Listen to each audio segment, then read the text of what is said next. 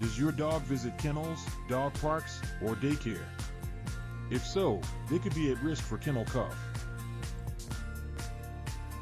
Kennel cough isn't just one disease, it's a group of contagious respiratory infections called the canine infectious respiratory disease complex, CIRDC, mainly caused by the canine parainfluenza virus, CPIV.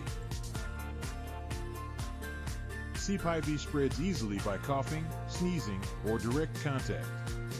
It infects the nose, throat, and windpipe lining, damaging hairs that clear the airways. Dogs in crowded places like kennels, shelters, or daycare face the greatest risk. Puppies and immunocompromised dogs may become sicker than healthy adults. Common signs of kennel cough: dry, harsh goosehorn cough, runny nose, sneezing. Vets diagnose kennel cough mainly by symptoms and exposure history. Swab tests detect viruses or bacteria, especially during outbreaks. Care tips: rest and cough medicine usually help.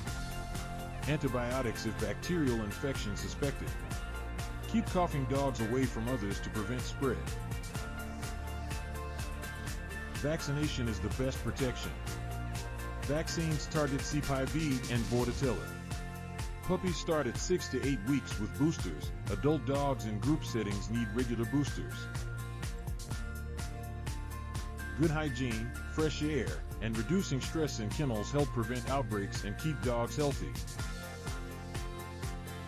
Kennel cough usually is mild but spreads fast. Vaccinate, keep your dog healthy, and consult your vet if you notice coughing. Ask your veterinarian about kennel cough prevention today.